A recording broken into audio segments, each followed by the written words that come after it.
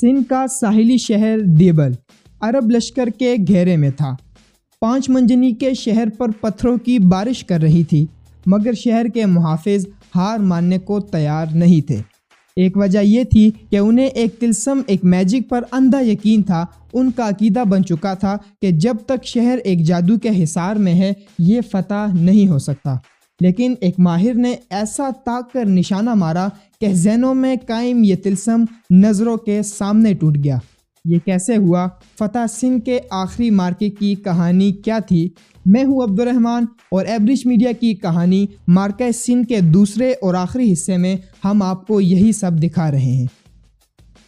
دیبل شہر کے درمیان میں بدھ مت کا 120 فٹ اونچا مندر تھا، جس پر ایک گنبد بھی قائم تھا۔ اس گنبد کے نیچے کمرے بنے تھے جس میں مورتیاں رکھی ہوئی تھی۔ ان سب میں سے بڑی مورتی مہاتما بدھ کی تھی۔ مندر پر 4 پٹیوں والا سرخ پرچم لہرا رہا تھا۔ کہتے ہیں اس پرچم کے نیچے ایک تعویذ بھی بندھا ہوا تھا۔ شہر کے لوگ مانتے تھے کہ اس پرچم اور تعویذ کی وجہ سے ان کا شہر جادو کے ایک حصار میں محفوظ ہے اور کسی بھی بیرونی حملے کا شکار نہیں ہو سکتا۔ ان کے خیال میں یہی وجہ ہے کہ عربوں کے پہلے لشکر کامیاب نہیں ہو سکے۔ لیکن پھر بھی شہر میں رہنے والے ایک برہمن نے محمد بن قاسم کو یہ راز بتا دیا۔ اس نے کہا، اگر تم دیبل فتح کرنا چاہتے ہو تو مندر پر لگا پرچم اور مندر کا گنبد توڑ ڈالو۔ محمد بن قاسم نے منجنیق کے ماہر جونا سلمی سے کہا، اگر تم یہ مندر توڑ دو تو میں تمہیں 10,000 درہم دوں گا۔ جواب میں جونا نے کہا، اگر میں 3 پتھروں سے مندر نہ توڑ سکا تو میرے ہاتھ کاٹ دینا۔ قاسم نے سر ہلا دیا۔ جونا نے عرب لشکر کی بہترین منجنیق عروس کو 2 گز تک کاٹ کر چھوٹا کر دیا تاکہ اس سے مندر کی چوٹی کا درست نشانہ لیا جا سکے۔ پھر اس نے نشانہ باندھا اور 2 پتھروں میں مندر کا پرچم بھی گرا دیا اور گنبد بھی توڑ ڈالا۔ مندر کا گنبد کیا ٹوٹا، شہر والوں کی امیدیں، حوصلے اور لڑنے کا جذبہ بھی ٹوٹ گیا۔ انہوں نے شہر کے دروازے کھول دیے، عرب لشکر اندر داخل ہو گیا۔ دیبل کا قید خانہ توڑ کر مسلمان قیدی آزاد کرا لیے گئے اور 4,000 مسلمانوں کو شہر میں بسا دیا گیا۔ راجہ داہر چاہتا تو وہ دیبل کی مدد کے لیے فوج لے کر آ سکتا تھا، مگر اس نے ایسی کوشش نہیں کی۔ اس کی وجہ وہ عرب تھے جنہوں نے راجہ داہر کے پاس پناہ لے رکھی تھی۔ ہم نے پہلی قسم میں دکھا دیا تھا کہ ایک عرب محمد علافی اور اس کے ساتھیوں نے راجہ داہر کے پاس پناہ لے رکھی تھی۔ تو انہی عربوں نے راجہ داہر کو مشورہ دیا کہ وہ محمد بن قاسم کے لشکر کا مقابلہ نہ کرے، کیونکہ اس لشکر میں بڑے بڑے عرب بہادر جنگجو موجود ہیں اور لشکر میں ایک ایسا شخص بھی شامل ہے جو صرف راجہ داہر کو قتل کرنے کے لیے تیاری کر کے آیا ہے۔ یہ بات سمجھ کر راجہ داہر نے دیبل کی طرف بڑھنے کا ارادہ ملتوی کر دیا، ترک کر دیا اور محمد بن قاسم کو سندھ میں قدم جمانے کا موقع مل گیا۔ دیبل کی فتح کے بعد محمد بن قاسم نیرون کوٹ یعنی موجودہ حیدرآباد کی طرف بڑھا۔ اس قلعے کے لوگ محمد بن قاسم کے لشکر کے دیبل پہنچنے سے بھی پہلے حجاج بن یوسف کو ایک خفیہ پیغام بھیج کر اس کی اطاعت قبول کر چکے تھے۔ انہوں نے نیرون کوٹ کے دروازے محمد بن قاسم کے لیے کھول دیے۔ دیبل اور نیرون کوٹ کی فتح سندھ کے تمام طاقتور سرداروں کے لیے ایک بڑا واضح پیغام تھی۔ ان لوگوں نے جب دیکھا کہ محمد بن قاسم سندھ میں آگے ہی آگے بڑھتا چلا آ رہا ہے اور راجہ داہر اس کے مقابلے پر آنے سے کترا رہا ہے، تو انہیں یقین ہو گیا کہ عرب ضرور سندھ پر چھا جائیں گے۔ چنانچہ ان کی بڑی تعداد محمد بن قاسم کے پاس آ کر اس کی اطاعت کرنے لگی۔ اس بارے میں مورخین لکھتے ہیں کہ راجہ داہر کی رعایا کا ایک حصہ اس سے خوش نہیں تھا، کیونکہ راجہ نے بدھ مت کے پیروکاروں سے حکومت چھینی تھی اور ان سے سختی کرتا تھا۔ اس لیے بدھوں نے راجہ کے خلاف نیرون کوٹ جیسے علاقے میں محمد بن قاسم کی مدد کی۔ بہت سے ہندو بھی راجہ داہر سے ناراض تھے، کیونکہ اس نے ہندو روایات کے خلاف جا کر اپنی بہن سے شادی کر لی تھی۔ یہ شادی اس وجہ سے ہوئی تھی کیونکہ توہم پرست راجہ کو ایک نجومی نے بتایا تھا کہ اس کی بہن اروڑ کے قلعے سے باہر نہ جائے گی اور اس کی بہن کا رشتہ ایک راجہ طلب کرے گا جو پھر ہندوستان کا بادشاہ بنے گا اور یہ لڑکی اس کی بیوی ہوگی۔ توہم پرست راجہ نے رسمی طور پر اپنی بہن سے خود ہی شادی کر لی۔ رعایا نے راجہ کے اس کام کو بہت ناپسند کیا۔ تیسرا مسئلہ یہ تھا کہ راجہ داہر کا سلوک چھوٹی ذات کے ہندوؤں سے اچھا نہیں تھا، خاص طور پر جاٹوں کے ساتھ تو راجہ جانوروں جیسا سلوک کرتا تھا، حتیٰ کہ اس نے حکم دے رکھا تھا کہ جب بھی جاٹ گھر سے نکلیں وہ اپنے ساتھ کتا رکھیں تاکہ دور سے پہچانے جائیں۔ لیکن اس تاریخ کا ایک دوسرا ورژن بھی ہے جو مشہور مورخ مبارک علی نے لکھا ہے۔ وہ اپنی کتاب ان دا شیڈو آف ہسٹری میں لکھتے ہیں کہ محمد بن قاسم کا ساتھ چھوٹی ذات کے ہندوؤں نے نہیں بلکہ بڑی ذات کے ہندوؤں، زمینداروں اور ایلیٹ کلاس نے دیا۔ ان کے مطابق سندھ کے زمینداروں اور ایلیٹ کلاس نے اپنی طاقت کو محفوظ رکھنے کے لیے فاتح عرب فوج کی مدد کی۔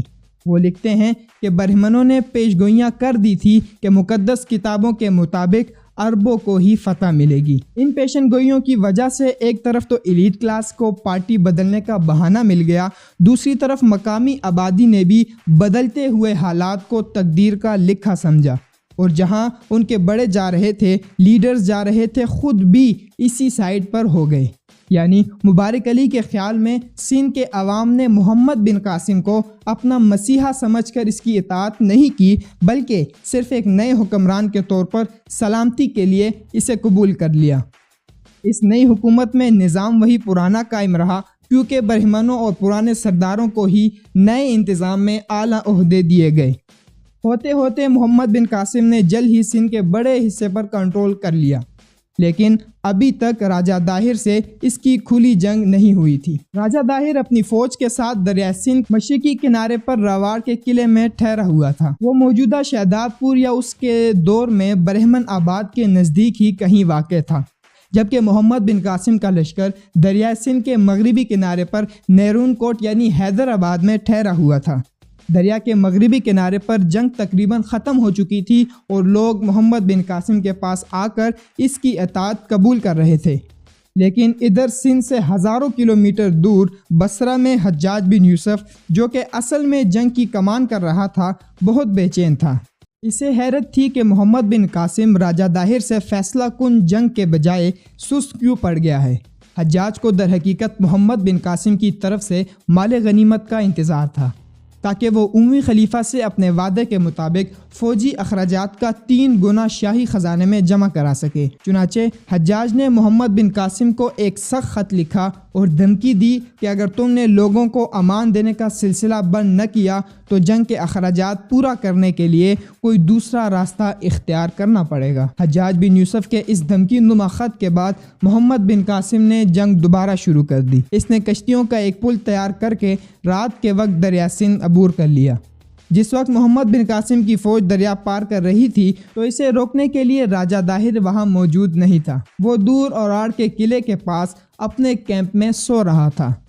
البتہ اس کے کچھ سپاہیوں نے عرب فوج کو دریا پار کرنے سے روکنے کی کوشش کی، مگر عربوں نے تیروں کی ایسی بارش کی کہ وہ پیچھے ہٹنے پر مجبور ہو گئے۔ محمد بن قاسم دریا پار کرنے کے بعد اپنی فوج کے ساتھ جس مقام پر ٹھہرا تھا اسے جیور کہتے ہیں، یعنی فتح کی جگہ۔ جب راجہ داہر کے ایک وزیر کو یہ بات معلوم ہوئی تو اس نے کہا یہ برا شگون ہے، اب عربوں کو فتح ملے گی، مگر راجہ داہر اب بھی جھکنے پر تیار نہیں تھا۔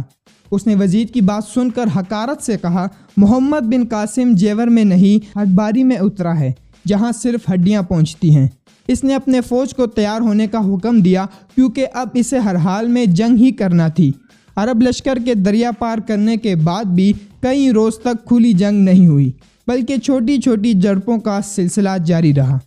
راجہ داہر نے اپنے بیٹے جیسینا سمیت کچھ سرداروں کو وقفے وقفے سے محمد بن قاسم کے لشکر سے لڑنے کے لیے بھیجا، مگر ان سب کو شکست ہوئی۔ یہ حالت دیکھ کر راجہ داہر کے وزیر نے اس سے کہا کہ وہ کسی دوسرے راجہ سے مدد طلب کرے، لیکن راجہ داہر نے اسے جھڑک دیا۔ اس نے کہا کہ میں یہ بات برداشت نہیں کروں گا کہ کسی کے دروازے پر جا کر صدا لگاؤں، اس سے پوچھوں کہ کیا مجھے اندر آنے کی اجازت ہے۔ میں اپنے مخالف کا مقابلہ خود کروں گا، اگر جیت گیا تو میری بادشاہت مضبوط ہوگی، اگر قتل ہو گیا یا مارا گیا تو عرب اور سندھ کی کتابوں میں یہ لکھا جائے گا کہ سندھ کے راجہ نے اپنے ملک کی خاطر جان قربان کر دی۔ پھر راجہ اپنی فوج لے کر آگے بڑھا اور عرب لشکر سے 3 میل کی دوری پر اپنا کیمپ لگا لیا۔ فتح نامہ سندھ کے مطابق دونوں لشکروں میں رمضان کی 10 تاریخ کو جمعرات کے روز جنگ ہوئی۔ راجہ داہر ایک سفید ہاتھی پر سوار ہو کر میدان میں اترا۔ جس گدی پر وہ بیٹھا تھا اس کے پیچھے جنگ کے دیوتا سیارہ زہرا وینس کی سونے کی ایک پینٹنگ نصب تھی، کیونکہ نجومیوں کا ماننا تھا کہ سیارہ زہرا راجہ کے پیچھے ہوگا تو اس کی فتح ہوگی۔ راجہ داہر ایک ہاتھی پر پالکی میں بیٹھا تھا اور پالکی کے گرد لوہے کا حصار بنایا گیا تھا تاکہ راجہ تیروں کی بارش سے محفوظ رہے۔ پالکی میں راجہ کے لیے ایک مضبوط کمان اور بہت سے تیر رکھ دیے گئے تھے۔ راجہ کے پاس شکنجے جیسا گول ہتھیار بھی تھا جس کے اندر کی طرف تیز دار چھڑیاں یا خنجر لگے ہوئے تھے۔ اس ہتھیار کے ساتھ ایک رسی بندھی تھی جسے راجہ کمن کی طرح کسی کی گردن میں پھنسا کر اس کا سر دھڑ سے الگ کر سکتا تھا۔ پالکی میں راجہ کے ساتھ 2 کنیزیں بھی تھی جن میں سے ایک راجہ کو تیر پکڑاتی تھی اور دوسری پان کی گولریاں بنا کر پیش کرتی تھی۔ ایسی حالت میں تپتی دھوپ میں دونوں لشکر ٹکرا گئے۔ کہتے ہیں یہ جنگ اتنی شدید تھی کہ تلواریں آپس میں رگڑنے سے ٹکرانے سے چنگاریاں پیدا ہو جاتی تھی۔ لڑتے لڑتے دونوں طرف کے بہت سے سپاہیوں کے ہتھیار بھی ٹوٹ گئے اور وہ ایک دوسرے سے گھتم گھتا ہو کر لڑنے لگے۔ راجہ داہر لڑائی میں پوری طرح شریک تھا۔ وہ اپنے تیروں سے عربوں کو نشانہ بنا رہا تھا۔ اگر کوئی عرب لڑتا ہوا ہاتھی کے قریب چلا جاتا تو راجہ اپنے شکنجے سے اس کی گردن اڑا دیتا۔ یہ منظر دیکھ کر ایک عرب سوار شجاع حبشی نے راجہ کو للکارا اور اس کے ہاتھی پر حملہ کر کے اس کی سونڈ زخمی کر دی۔ راجہ نے غضبناک ہو کر ایک 2 شاخہ تیر نکالا، اسے کمان پر چڑھایا اور ایسا تاک کر نشانہ لگایا کہ شجاع حبشی کا سر کٹ گیا۔ ایک مشہور عرب سوار کا جنگجو کا راجہ کے ہاتھوں یہ حشر دیکھ کر راجہ کی فوج کے حوصلے بڑھ گئے اور انہوں نے ایسا زبردست حملہ کیا کہ عرب میدان جنگ سے بھاگنے لگے۔ محمد بن قاسم یہ منظر دیکھ کر تھوڑا گھبرا گیا۔ اس نے جلدی سے پانی کے چند گھونٹ پیے اور پھر پکار کر کہا، مجھے دیکھو، میں تمہارا امیر محمد بن قاسم یہاں موجود ہوں، کھڑا ہوں، کدھر بھاگتے ہو؟ ڈھالے سنبھالو اور صبر کرو کیونکہ کافر شکست کھا چکے ہیں، فتح ہماری ہے۔ محمد بن قاسم کی پکار سن کر عرب لشکر اس کے گرد جمع ہو گیا۔ لڑائی پھر تیز ہو گئی اور اس بار عرب لشکر کا پایا بھاری ہونے لگا، لیکن جب تک راجہ زندہ تھا اس کی فوج کو شکست دینا ممکن دکھائی نہیں دیتا تھا۔ چنانچہ محمد بن قاسم کے حکم پر تیر اندازوں نے راجہ کے ہاتھی پر جلتے ہوئے تیر پھینکنا شروع کر دیے۔ ایک تیر ہاتھی کی پالکی کے حصار کو توڑ کر اندر داخل ہو گیا اور پالکی میں آگ لگ گئی۔ ہاتھی بے قابو ہو کر دریا سندھ میں گھس گیا۔ ہاتھی پانی میں بیٹھ گیا اور تب تک بیٹھا رہا جب تک آگ بجھ نہیں گئی۔ اس دوران ایک تیر راجہ کے سینے میں بھی لگا مگر راجہ اس تیر سے مرا نہیں، زخمی ہو کر ہاتھی سے اتر آیا۔ ایک عرب عمر بن خالد اس کے قریب پہنچنے میں کامیاب ہو گیا۔ اس نے راجہ داہر کے سر پر تلوار ماری جس سے راجہ داہر وہیں ڈھیر ہو گیا۔ راجہ کی موت کے ساتھ ہی عربوں نے یہ تاریخ کی اہم ترین جنگ جیت لی۔ راجہ کا سر کٹ کر حجاج بن یوسف کے پاس عراق بھیج دیا گیا، لیکن کیا جنگ یہاں ختم ہو گئی؟ نہیں، راجہ کی موت پر لڑائی ختم نہیں ہوئی تھی۔ کیوں؟ راجہ داہر کی موت کے بعد اس کا لشکر بھاگ کر راواڑ کے قلعے میں پہنچ گیا اور قلعے کے دروازے بند کر لیے گئے۔ ان لشکریوں کی تعداد 15,000 کے قریب تھی۔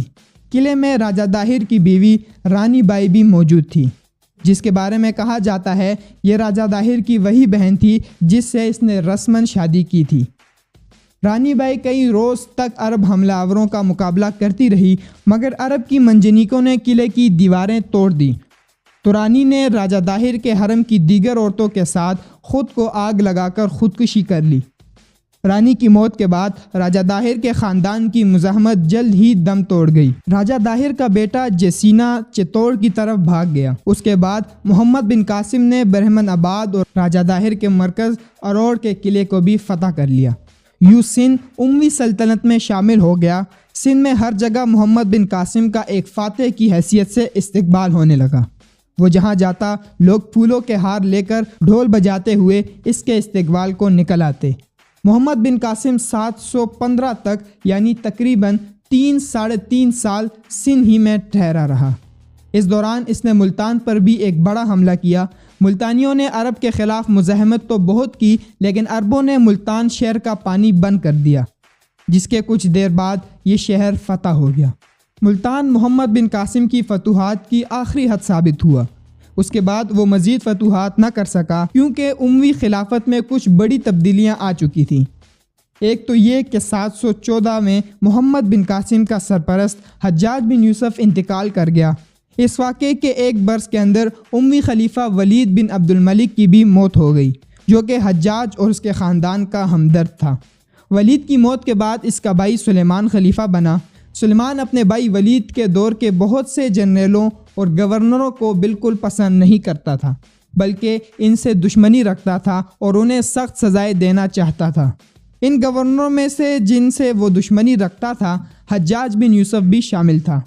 جب سلیمان خلیفہ بنا تو حجاج تو مر چکا تھا، مگر سلیمان نے اس کے رشتہ دار محمد بن قاسم سے بدلہ لیا۔ سلیمان نے خلیفہ بننے کے بعد یزید بن ابی کبشہ کو سندھ کا والی مقرر کیا۔ یزید نے سندھ پہنچ کر محمد بن قاسم کو گرفتار کر لیا۔ قاسم کو مجرموں کی طرح ٹاٹ کے کپڑے پہنائے، ہاتھ میں ہتھکڑیاں اور پیروں میں بیڑیاں ڈال کر عراق کے نئے گورنر کے پاس بھیج دیا۔ قاسم کو عراق میں واس کے جیل خانے میں قید کیا گیا تھا۔ یہاں جیل میں اسے بدترین تکلیفیں دی گئی۔ انہی اذیتیں سہتے سہتے 715 میں محمد بن قاسم کی روح پرواز کر گئی۔